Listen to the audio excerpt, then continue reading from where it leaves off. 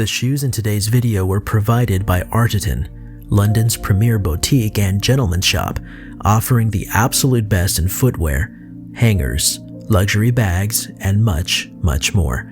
You can find their website by visiting artisan.co.uk.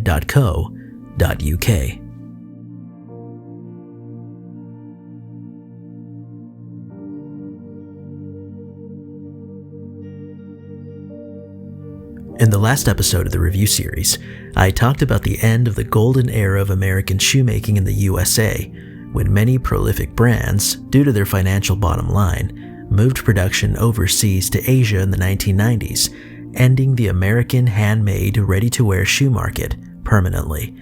In a twist of utter irony, it seems, it's now the Asian market that has come to the rescue by learning, preserving, and offering handmade shoes back to the very country that snuffed it out almost 30 years ago. Acme is one such brand, and in my estimation, and in the opinion of many others, they represent the absolute pinnacle of what you can find in Asia, hailing from Beijing, China. Now, I'm not speaking in hyperbole. This shoe can go toe-to-toe with absolutely anything out there from any country in a ready-to-wear line.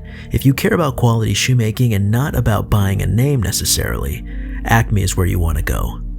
The level to which this shoe is built is simply staggering. It's more akin to a work of art, I'd say. I mean, it's definitely a shoe, but it almost sounds like an insult to call it merely footwear. Unlike its Goodyear welted cousins from here in the USA, all of Acme's shoes are hand-cut, hand-welted, hand-sole stitched, and hand-finished. I'm not exaggerating by saying this is by far the greatest shoe I've ever reviewed on this channel, but its quality and precision come at a real price of $1,500, and although that might seem like a lot to the average enthusiast, this is an incredible deal for what you'd pay in comparison in the European market. That price gets you the shoes, 2 incredible shoe bags, and a pair of stunning, lasted shoe trees that live comfortably at home inside. The upper is utterly flawless, and not just in construction and in finish, but the last upon which the shoe is built is magnificent in a way I don't often see. In comparison, most shoes are now going to look stubby and bulbous because this Oxford is contoured and curved so aggressively that I'm surprised my foot even fit inside, but not only did it do so, the shoe was made so carefully that my foot met with no resistance as I wore it. The shoe is made in crust leather that allowed for a unique factory color and patina, but I made sure to shade the shoe a bit more for some depth and then mirror shined the shoe using red Saphir Pat Deluxe to bring out the warm tones.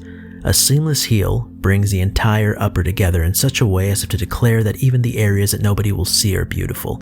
It's one of my favorite details on a shoe, and this is no exception. Now, if you thought the upper was impressive, the lower and sole are bordering on the obscene.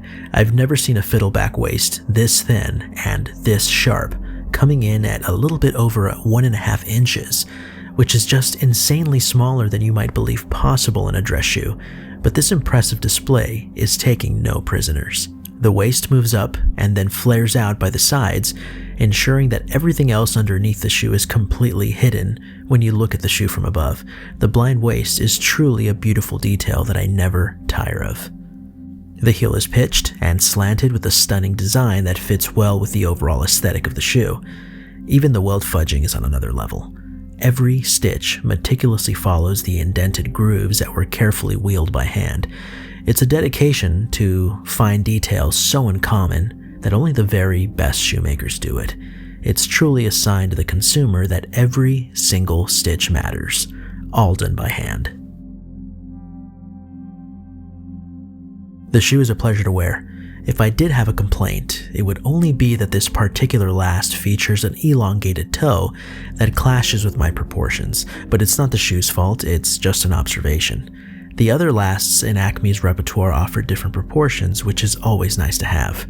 This particular model would work really well if you're tall and lean, but is not so nice to the shorter and broad like me. The toe is elongated and strikes a perfect middle ground between chiseled and rounded off, but it does feature those contoured lines that give it a flair of aggression and dignity all at the same time.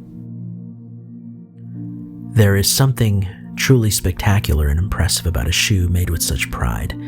It's almost as if Acme knows it would be wrong to deliver anything but the very best they can possibly muster. In real life, the shoes look like they were ripped straight out of a magazine or a polished Instagram post.